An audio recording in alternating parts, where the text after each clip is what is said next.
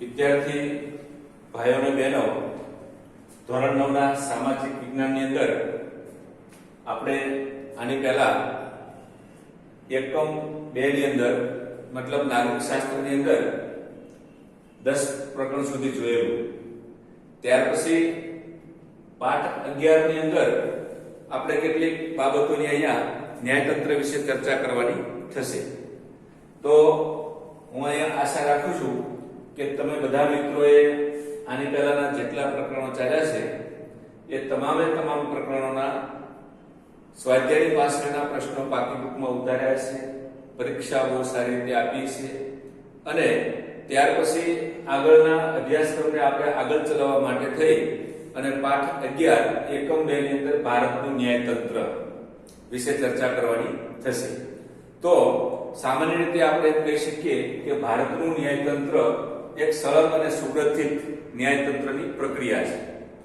કોઈ ભારતના અલગ અલગ પ્રાંતોની અંદર કે અલગ અલગ વિસ્તારોની અંદર કોઈ અલગ અલગ ન્યાયતંત્ર નથી, પણ સમગ્ર ભારતનું ન્યાયતંત્ર ભારતીય સંઘ શબ્દ જ્યારે વપરાય છે ત્યારે કે સામાન્ય તાલુકાની અદાલતોથી શરૂ કરી અને સર્વોચ્ચ અદાલત સુધીની જે કઈ ન્યાયની પ્રક્રિયાઓ છે એ એક સમાન અને એક સૂત્રીય છે.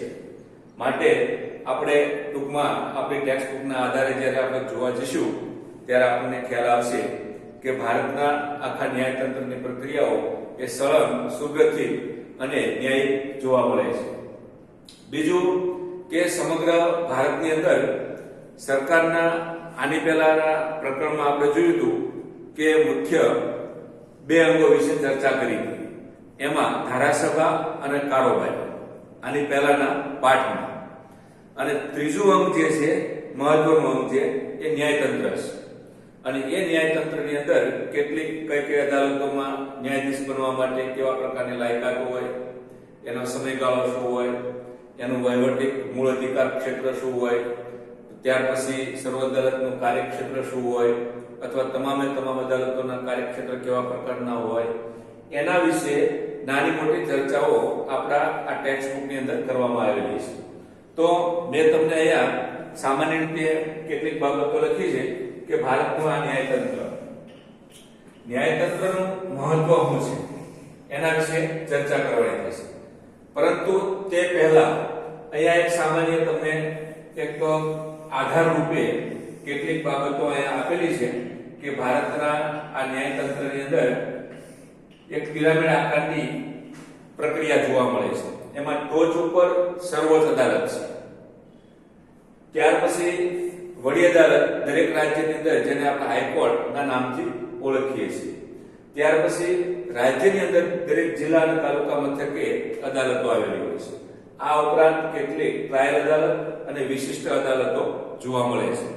તો આવી તમામે તમામ અદાલતો વિશે આપણે થોડા અંશે ચર્ચા કરવાની થશે. તો સૌથી પહેલી બાબત આપણે શરૂઆત કરીએ કે ભાઈ ભારતનું ન્યાયતંત્ર પ્રકરણ 11 સરકારના 2 અંગો ધારાસભા અને કારોબારીનો અભ્યાસ કર્યા બાદ આપણે તેના ત્રીજા સ્વતંત્ર, નિષ્પક્ષ અને સળંગ એક સૂત્રીય વિશિષ્ટ અંગ ન્યાયતંત્ર વિશે વિગતે અભ્યાસ કરીશું. ભારતની આ સંઘીય રાજ્ય પદ્ધતિમાં સમગ્ર દેશમાં એક જ સોપાનબદ્ધ, સળંગ અને એક સૂત્રીય ન્યાય પદ્ધતિ છે.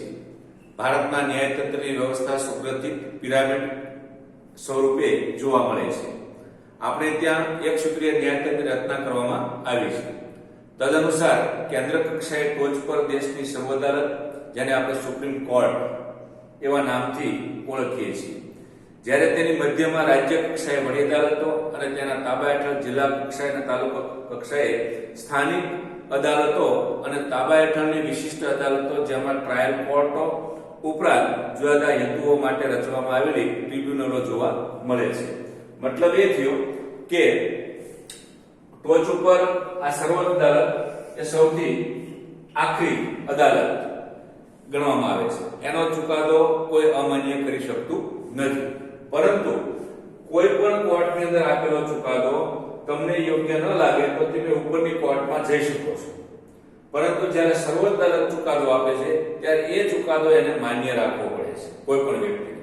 માટે આપણે સીધી ભાષામાં આપણે કહેવું હોય તો કહી શકીએ કે ભારતના બંધારણ અનુસાર ભારતની સર્વોચ્ચ અદાલત એ ટોચની અને આખરી અદાલત ગણવામાં આવે છે.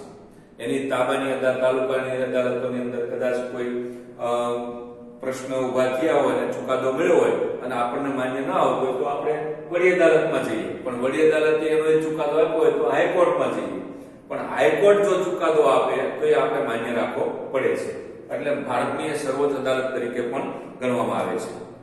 હવે આ બાબતે વિશે થોડી માહિતી મેળવ્યા પછી આપણે એનું ન્યાયતંત્રનું મહત્વ શું છે.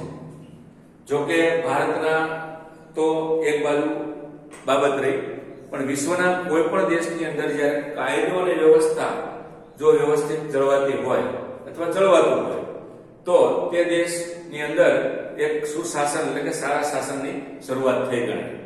માટે ન્યાયતંત્રની અંદર જે કંઈ બંધારણ પ્રમાણે કાયદાઓ ઘડવામાં આવ્યા છે એનું યોગ્ય રીતે સુવ્યવસ્થિત જો પાલન થાય તો દેશની જે કંઈ બાધારૂપ કેટલીક અગવડતારૂપ બાબતો છે એનો અંત આવે અને દેશનો વિકાસ થાય એવું કહેવાય છે.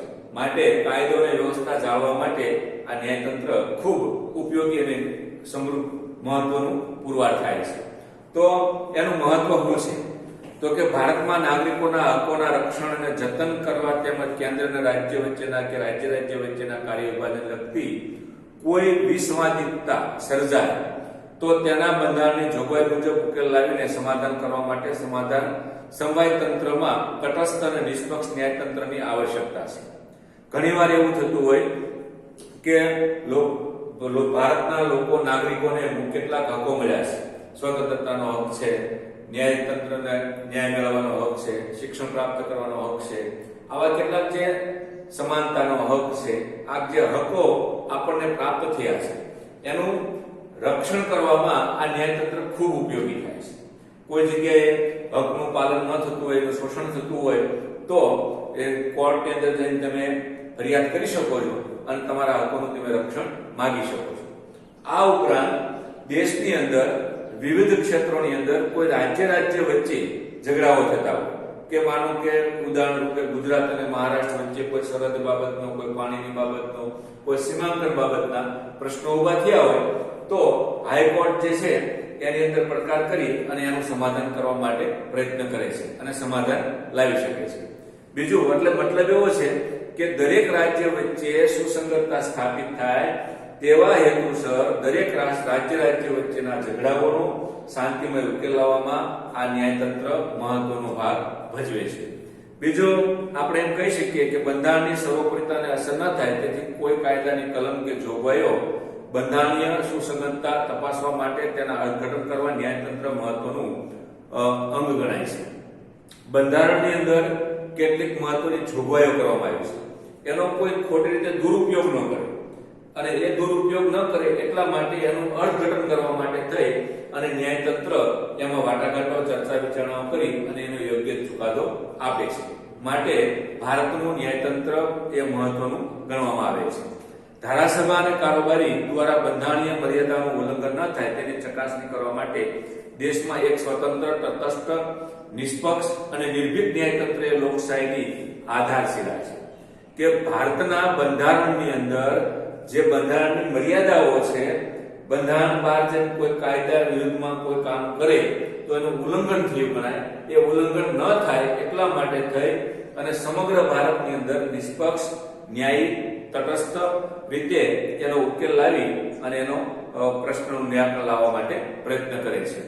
આ ઉપરાંત ન્યાયિક પ્રક્રિયા ક્ષતિ કે વિલંબ ન થાય અને નાગરિકોને ઝડપી, સસ્તો અને સમાન ન્યાય મળે તો જ બંધારણનો હેતુ સર થયો ગણાય.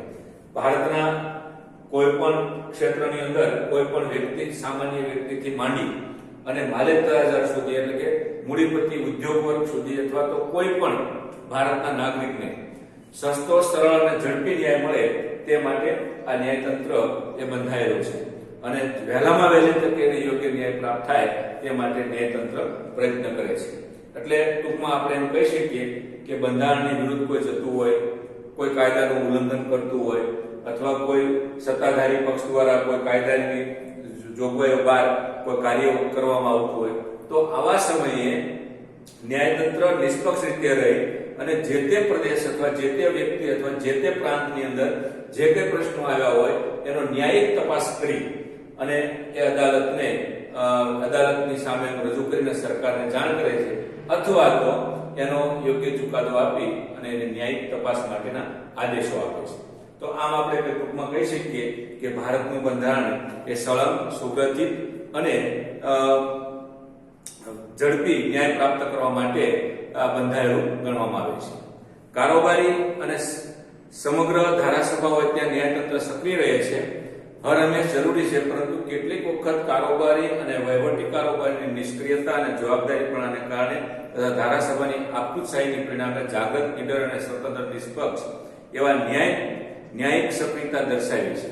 મતલબ ઘણીવાર એવું થાય કે કારોબારી અને વહીવટી કર્મચારીઓ હોય એ આળસુ બની જાય, બેદરકાર બની જાય, ભ્રષ્ટાચારી બની જાય, તો આવા સમયે ન્યાયતંત્ર એ ટકોર કરે છે અને એની યોગ્ય રીતે સજા થવા માટે આદેશો બહાર પાડે છે. બીજું, કોઈ ધારાસભા છે કોઈ એક પક્ષનું વધારે વર્ચસ્વ હોય તો એ આપખુદ બની જાય, મન ફાવે તેવા નિર્ણયો લઈને, મન ફાવે તેવા કાયદાઓ કરી નાખે, મન ફાવે તેવા ઠરાવો કરી નાખે. તો આવા સમયે કોઈ પણ કોર્ટ એને એની મર્યાદામાં રહે અને કાયદાઓ ઘડવાનું કહેવામાં આવે છે. પરિણામ એ આવે છે કે લાંબા ગાળે આ ધારાસભા છે એ ન્યાયતંત્રની નીચે રહી અને કામ કરતું હોવું જોઈએ. તો આમ ભારતના ન્યાયતંત્રથી મોટું બીજું કોઈ વસ્તુ જોવા મળતી નથી. એટલે આપણે ટૂંકમાં કહી શકીએ કે ભારતનું ન્યાયતંત્ર સળંગ, સુગ્રથિત અને ઝડપી ન્યાય પ્રાપ્ત થાય તે માટે પ્રયત્ન કરે છે. આ ઉપરાંત દેશના કોઈ પણ ભાગની અંદર કોઈ પણ અન્યાયિક બાબતો થતી હોય, ધારાસભાઓ આપખુદ બનતી હોય ત્યારે એની ઉપર રોક લગાવે છે અને રોક લગાવીને યોગ્ય અને ઝડપી ન્યાય પ્રાપ્ત થાય તેવા પ્રયત્ન કરે છે.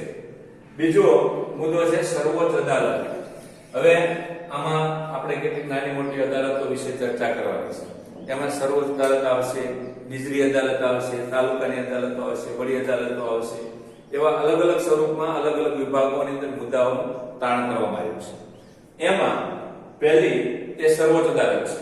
હવે સર્વોચ્ચ અદાલત એટલે કે સુપ્રીમ કોર્ટ એવું નામ આપવામાં આવે છે.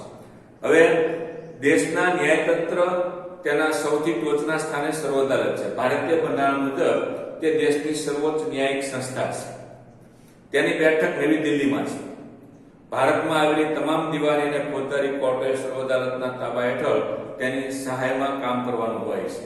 મતલબ એ થયું કે સર્વોચ્ચ ટોચ ઉપર છે, એનું મુખ્ય વહીવટી વિભાગ એનો દિલ્હીમાં છે અને એ નીચે વડી અદાલત હોય, તાલુકા અદાલત હોય, જિલ્લા અદાલત હોય, એ તમામ અદાલતો આ સર્વોચ્ચ અદાલતના તાબા હેઠળ કામ કરતી જોવા મળે છે.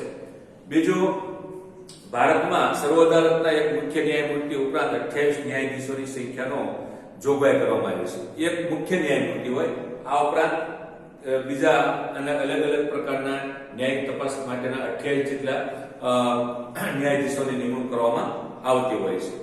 ત્યાર પછી રાષ્ટ્રપતિ સર્વોચ્ચ અદાલતના ન્યાયાધીશોની નિમણૂક કરે છે. બહુ યાદ રાખવા જેવી બાબત છે કે જનરલ નોલેજનો કોઈ પણ પ્રશ્ન તમને પૂછાય કે ભાઈ સર્વોચ્ચ અદાલતના ન્યાયાધીશની નિમણૂક કોણ કરે છે, તો લખી શકીએ આપણે કે સર્વોચ્ચ અદાલતના ન્યાયાધીશની નિમણૂક એ રાષ્ટ્રપતિ કરે છે. માટે સર્વોચ્ચ અદાલતના ન્યાયાધીશની નિમણૂક રાષ્ટ્રપતિ દ્વારા કરવામાં આવતી હોય છે. મુખ્ય એક ન્યાયાધીશ હોય છે, આ ઉપરાંત 28 બીજા અન્ય ન્યાયાધીશોની નિમણૂક કરવામાં આવતી હોય છે. સર્વોચ્ચ અદાલતના ન્યાયાધીશની સંખ્યા સંસદ ફેરફાર કરી શકે છે. બીજી બાબત એ છે કે સંસદની અંદર સર્વોચ્ચ અદાલતના ન્યાયાધીશોની જો કામનું બોધેશ વધી ગયું હોય અથવા વધારે જરૂરિયાત હોય તો એમાં સંસદમાં ઠરાવ પસાર કરી અને એમાં ફેરફાર કરી શકાય છે. બીજું, જો રાષ્ટ્રપતિ એમ લાગે કે સર્વોચ્ચ અદાલતના ન્યાયિક કાર્યવાહીનો બોજો વધી ગયો છે તો તેઓ બંધારણીય સત્તા મુજબ એડહોક ન્યાયાધીશોની નિમણૂક કરી શકે છે, વધારાના ન્યાયાધીશની નિમણૂક કરી શકે છે. ઘણીવાર કાયદાની રીતે જોવા જઈએ તો કેસોનું પ્રમાણ વધી ગયું હોય તો આવા સમયે અલગથી વધારાના ન્યાયાધીશોની નિમણૂક કરી અને ઝડપી ન્યાય લોકોને મળે, ઝડપી એનો ઉકેલ આવે તે માટે રાષ્ટ્રપતિ પ્રયત્ન કરે છે. બીજું, મુખ્ય ન્યાયમૂર્તિ સિવાય ના અન્ય ન્યાયાધીશની નિમણૂકમાં મુખ્ય ન્યાયમૂર્તિ અને વરિષ્ઠ એટલે કે સિનિયોરિટીના આધારે ધોરણે થાય છે. મતલબ એ થયો કે મુખ્ય ન્યાયાધીશ સિવાય બીજા કેટલાક ન્યાયાધીશોની નિમણૂક કરવાની થાય તો એમાંથી જે સિનિયોરિટીમાં આવતા હોય, વરિષ્ઠ હોય એવા તમામ વ્યક્તિઓની નિમણૂક કરી અને મુખ્ય ન્યાયાધીશની સાથે રાખી અને બીજા ન્યાયાધીશોની નિમણૂક કરવામાં આવતી હોય છે. આ ન્યાયાધીશો સાથે હંમેશા ચર્ચા વિમર્શ કરીને જ કરવામાં આવે છે. એટલે કે કોઈ પણ નિમણૂક જ્યારે કરવામાં આવે છે સિનિયોરિટી પ્રમાણે, ત્યારે ન્યાયાધીશ સાથે ચર્ચા વિચારણા કરી એની સિનિયોરિટી તપાસી અને પછી આગળની કાર્યવાહી કરવામાં આવતી હોય છે. હવે આ એની ટૂંકમાં એના મહત્વને સર્વોચ્ચ અદાલતના મહત્વ પછી આ સર્વોચ્ચ અદાલતના ન્યાયાધીશની નિમણૂક કઈ રીતે થાય છે, કેટલા ન્યાયાધીશ હોય છે, શું સંસદની અંદર કેવી રીતે ફેરફાર થાય છે, એના વિશે આપણે ટૂંકમાં ચર્ચા કરી. હવે ત્યાર પછી ન્યાયાધીશ બનવા માટેની લાયકાત, એટલે કે લાયકાતો કેવી હોવી જોઈએ, તો સામાન્ય રીતે એમ કહેવાય કે સર્વોચ્ચ અદાલતના ન્યાયાધીશ તરીકે નિમણૂક પામનાર વ્યક્તિ ભારતનો નાગરિક હોવો જોઈએ. સૌથી પહેલી બાબત કે કોઈ પણ ન્યાયતંત્રની અંદર સર્વોચ્ચ અદાલતના ન્યાયાધીશ બનવા માટે એ ભારતનો નાગરિક હોવો જોઈએ. ભારતની કોઈ પણ વડી અદાલતમાં ન્યાયાધીશ તરીકે ઓછામાં ઓછા 5 વર્ષ સુધી સેવા બજાવી હોવી જોઈએ. એટલે નીચેની જે હાઈકોર્ટ હોય એની અંદર ઓછામાં ઓછા 5 વર્ષ સુધી સેવા બજાવેલી હોવી જોઈએ અને કોઈ પણ વડી અદાલતમાં ઓછામાં ઓછા 10 વર્ષ સુધી વકીલ તરીકે વકીલાતનો અનુભવ ધરાવતા હોવો જોઈએ અને રાષ્ટ્રપતિના મત મુજબ તે નામાંકિત ન્યાયવિદ અને પ્રસિદ્ધ કાયદાશાસ્ત્રી હોવો જોઈએ. આ 4 બાબતો ખૂબ મહત્વની છે કે સર્વોચ્ચ અદાલતના ન્યાયાધીશ બનવા માટે થઈ અને સૌથી પહેલી ભારતની નાગરિક હોવી જોઈએ. બીજા નંબરની અંદર વડી અદાલતની અંદર ન્યાયાધીશ તરીકેનો 5 વર્ષનો અનુભવ હોવો જોઈએ અને ત્રીજી બાબતની અંદર કોઈ પણ કોર્ટની અંદર 10 વર્ષ સુધી વકીલાત તરીકેની એને કામગીરી કરેલી હોવી જોઈએ અને પ્રસિદ્ધ કાયદાશાસ્ત્રી અને ન્યાયિક ન્યાયાધીશ અથવા વકીલ હોવો જરૂરી છે. તો જ એને સર્વોચ્ચ અદાલતની અંદર ન્યાયાધીશ તરીકે નિમણૂક આપવામાં આવતી હોય છે. તે વ્યક્તિ 65 વર્ષથી કરતા વધુ ઉંમર ધરાવતી ન હોવી જોઈએ. ભારતનો કોઈ પણ ન્યાયાધીશ બનવા માટે થઈ અને એની 65 વર્ષથી વધારે ઉંમર હોવી જોઈએ નહીં. મતલબ 65 વર્ષ પહેલાની કોઈ પણ વ્યક્તિ હોય તો એને સ્થાન ઉપર બેસાડી અને એની કાર્યવાહી કરવામાં આવતી હોય છે.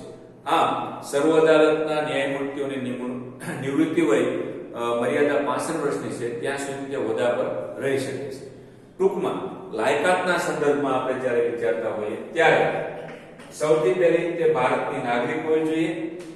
બીજા નંબરની અંદર વડી અદાલતની અંદર 5 વર્ષ સુધી ન્યાયાધીશ તરીકેની એને ફરજ બજાવેલી હોવી જોઈએ અથવા વકીલાત તરીકે 10 વર્ષનો અનુભવ હોવો જોઈએ અથવા કોઈ સારો કાયદાશાસ્ત્રી હોવો જોઈએ અથવા આ બધા મુદ્દાઓ લાગુ પડે છે અથવા મતલબ અને સામાન્ય રીતે 65 વર્ષની અંદરની ઉંમરનો હોય તો આવી બધી બાબતો હોય તો તે સર્વોચ્ચ અદાલતનો ન્યાયાધીશ તરીકે કામગીરી કરી શકે છે અને એની સમયાવધિ અને છેલ્લે જે મુદ્દો આપણે અહીંયા લખ્યો છે કે સમયાવધિ. હવે સમયાવધિ એટલે મતલબ શું? તો કે સર્વોચ્ચ અદાલતના ન્યાયાધીશની નિવૃત્તિ 65 વર્ષ નિર્ધારિત કરવામાં આવી છે. જો કે સંસદ તેમાં કાયદો ઘડીને ફેરફાર કરી શકે છે. બંધારણ પ્રમાણે અથવા તો ન્યાયતંત્રના આદેશ પ્રમાણે વ્યક્તિ 65 વર્ષની હોવી જોઈએ, પરંતુ સંસદ જો ધારે તો એ વય મર્યાદામાં ફેરફાર કરી કાયદો બનાવી અને ફેરફાર કરી શકે છે. નિવૃત્તિ બાદ તેઓ ભારતની કોઈ પણ અદાલતમાં વકીલાત કરી શકતા નથી. આ સૌથી પહેલી બાબત છે કે 65 વર્ષ પછી નિવૃત્ત થઈ ગયા. નિવૃત્ત થયા પછી તમે ફરી પાછા તમારી થોડીક શરીરની તાકાત ને સ્ટેમિના ને શારીરિક કાયદાકીય રીતે તમારી સૂઝબૂઝ હોય તો તમને એમ થાય કે હાલો વકીલાત તરીકેની કામગીરી કરી, પણ એ કામગીરી કરી શકતા નથી. પરંતુ અસાધારણ સંજોગોમાં કે પ્રસંગોમાં તપાસ માટે નિમાયેલ તપાસ પંચની કામગીરી તેઓ કરી શકે છે. મતલબ એ છે કે વકીલાત તરીકે કામ ન કરી શકે તો કાંઈ નહીં, પણ ઘણીવાર કોઈ એવી અઘટિત ઘટનાઓ બની હોય, કોઈ ઇમરજન્સી પરિસ્થિતિ નિર્માણ થયું હોય, કોઈ તપાસના આદેશો થયા હોય ત્યારે એક તપાસ પંચ નિમવામાં આવે. એ તપાસ પંચની અંદર એ કામગીરી કરી શકે છે. બીજું, તેઓ નિવૃત્તિ મુદત પહેલા પોતાની ફરજો અદા કરવામાં અશક્તિમાન હોય તો સ્વેચ્છાએ લેખિત રાજીનામું રાષ્ટ્રપતિને આપીને ફરજમાંથી મુક્ત થઈ શકે છે. ઘણીવાર એવું બને કે શરીરની અંદર કોઈ યોગ્ય તાકાત ન હોય, કોઈ કામ કરવાની સૂઝ ન મળતી હોય અથવા તો કોઈ ઉંમરના કારણે કોઈ પ્રશ્ન ઉભા થતા હોય તો આવા સમયે તે સ્વૈચ્છિક રાજીનામું રાષ્ટ્રપતિને આપી અને નિવૃત્ત થઈ શકે છે. બીજું, પરંતુ પોતાની અયોગ્યતા સાબિત થવાથી ગેરવર્તણૂક કે બિનકાર્યક્ષમતાને કારણે પદ પરથી દૂર કરવાના સંજોગોમાં તેઓ બંધારણીય મર્યાદાનો ભંગ કરવાના કારણસર કે ગંભીર ગેરરીતિ કે ભ્રષ્ટાચાર આચરણના આક્ષેપોસર તેમની સામે સંસદમાં મહાભિયોગની કાર્યવાહીથી ન્યાયાધીશને હોદ્દા પરથી બરતરફ કરી શકાય તે માટે કાર્યવાહી કરવામાં આવે છે.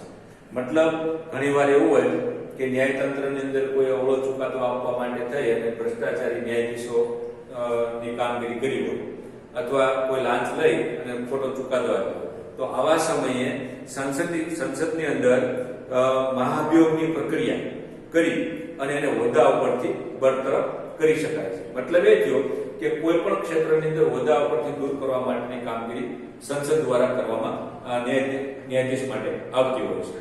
તો એની ટૂંકમાં અહીંયા ચર્ચા કરેલી છે કે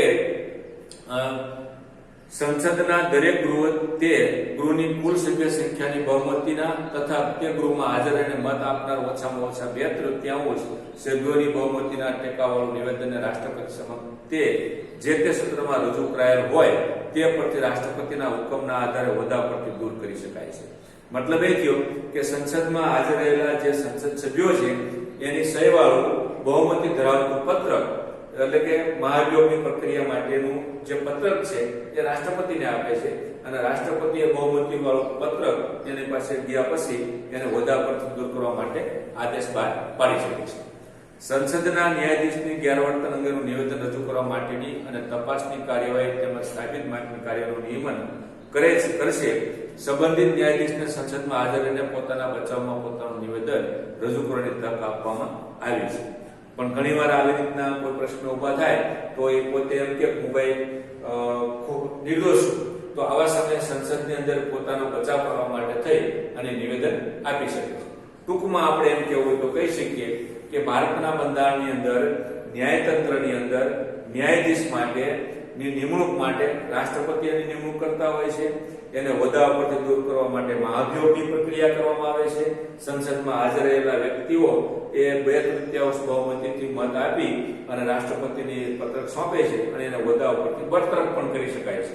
અને બરતરફ કર્યા પછી એનો બચાવ કરવા માટે પણ એ સંસદમાં માંગણી કરી શકે છે અથવા નિવેદન રજૂ કરી શકે છે. તો આખી જે આ ન્યાયાધીશ માટેની જે પ્રક્રિયા છે એ આપણે જેટલો સમજવાનો પ્રયત્ન કર્યો છે એમાં ઘણી બધી બાબતો એમ કહી શકાય કે ભારતના સંવિધાનની અંદર ન્યાયતંત્રની અંદર કામ કરવાવાળા વ્યક્તિ પણ એ જો ભારતના ન્યાયતંત્ર વિરુદ્ધ કામ કરે તો તેને હોદ્દા ઉપરથી બરતરફ કરી શકવાની સત્તા ધરાવે છે. બીજું, સર્વોદાલતના ન્યાય મૂર્તિઓને હોદ્દા ગ્રહણ કરતા પહેલા રાષ્ટ્રપતિ હોદ્દાની ગુપ્તતા અને બંધારણ એ વફાદાર રહેવાના શપથ લેવડાવે છે અને તેઓ પ્રતિજ્ઞા પત્ર પર સહી કરવી પડે છે. મતલબ કોઈ પણ ન્યાયાધીશ સર્વોચ્ચ અદાલતના ન્યાયાધીશ બનવા માટે રાષ્ટ્રપતિ એને શપથ વિધિ કરાવડાવે છે અને ગુપ્તતા જળવાય તે માટેના શપથ લેવડાવી અને પ્રતિજ્ઞા કરાવડાવે છે. અને આ રીતે સર્વોચ્ચ અદાલતના ન્યાયતંત્રની અંદર સર્વોચ્ચ ન્યાયાધીશની નિમણૂક કરવા માટેની થોડી બાબતો વિશે આપણે ચર્ચાઓ કરી છે. તો મિત્રો, આ એક પાઠની શરૂઆતની અંદર કેટલું મહત્વ સર્વોચ્ચ અદાલતના ન્યાયાધીશ માટેની નિમણૂક, એની લાયકાત અને એની સમયાવધિ, મતલબ એને કઈ રીતે હોદ્દા પરથી દૂર કરી શકાય અથવા ગેરવર્તન બદલ એને મહાભિયોગની પ્રક્રિયા દ્વારા કઈ રીતે એને દૂર કરી શકાય તે માટે આપણે ટૂંકમાં ચર્ચા કરી છે. તો આ પાઠનો આ પહેલો લેક્ચર છે, તો થોડુંક ધ્યાનથી સાંભળજો અને ચોપડીમાં વાંચજો અને સમજવાનો પ્રયત્ન કરજો. આભાર મિત્રો. જય સ્વામિનારાયણ.